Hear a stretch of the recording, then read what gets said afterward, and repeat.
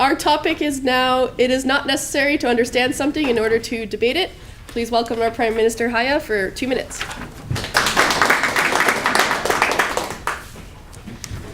I will now take this time to prove to you that it is not necessary to understand something in order to debate it. Understand meaning thoroughly understand it with all its facets, and debate meaning to argue in any way. First of all, I believe that the show of hands at the end of this debate will prove my point, because I frankly don't really know what this means, and I believe the leader of the opposition here doesn't really understand this concept. So I believe that you would have no choice but to agree with me. One point I'd like to make is that as long as you understand every specific word in the topic of the debate, you're able to debate it based on those words and finding technicalities among the words to prove that the statement is either true or false.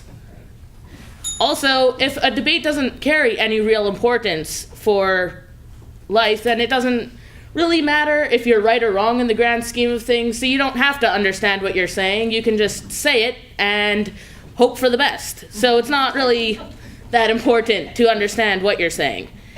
Also, someone came up with the term devil's advocate. Generally, when someone's playing devil's advocate, they're just talking for fun. So the fact that someone came up with that term proves that I'm not the only one who thinks that you don't have to understand something in order to debate it.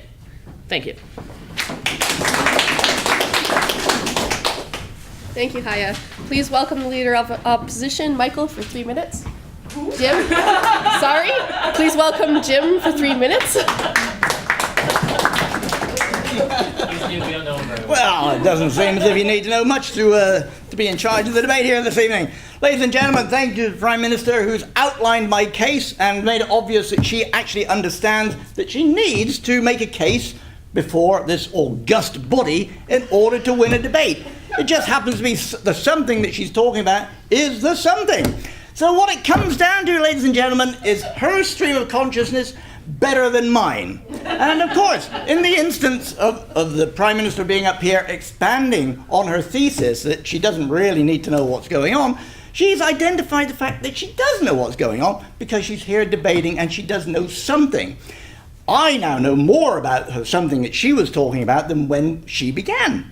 So, yes, you do need to know something. Whatever that something is, you do need to be conscious of the fact that you're debating, and you need to know something about it, whatever that happens to be.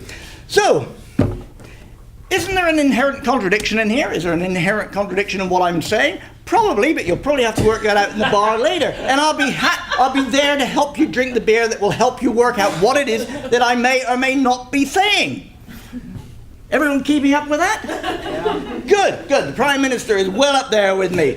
So, did the PM utter a stream of consciousness or garble? Well, yes, but it actually coalesced into something that made some sort of sense, at least to her, and maybe to some poor people out here. But, once again, we can discuss that at the bar. Was it obvious that the PM understood something? Yes, she did understand something. Was it the something that was relevant? Maybe it was, maybe it wasn't. You can decide that. It's more important, did I understand what the PM said? Is it obvious that I understood what the PM said? There you have it.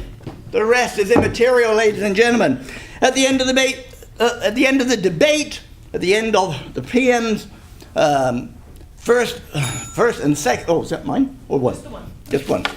She has to show you that she understands that she's actually in a debate. Is that good enough for something? I think so. So yes, the Prime Minister does have to understand something. Do I have to understand something? I have to understand the Prime Minister understands something. Is that good enough for you to give me my vote? I certainly hope so. Ladies and gentlemen, is it irrelevant or is it contradictory? This is what the PM obviously understood, that there has to be something out there to fill up 2 minutes initially, for me to fill up 3 minutes without you all walking out. Yes, it is important that you understand something, the PM understands something, and we all understand something, whatever that may be. Ladies and gentlemen, please oppose the motion. We need your medication. Thank you, Jim. I'd like to welcome the Prime Minister back up here for another minute.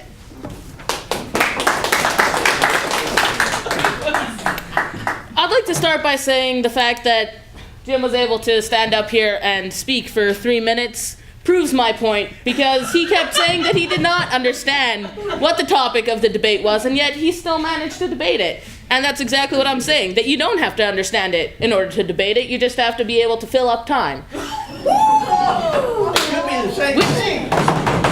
Also, one of the biggest arguments that the leader of the opposition brought up is that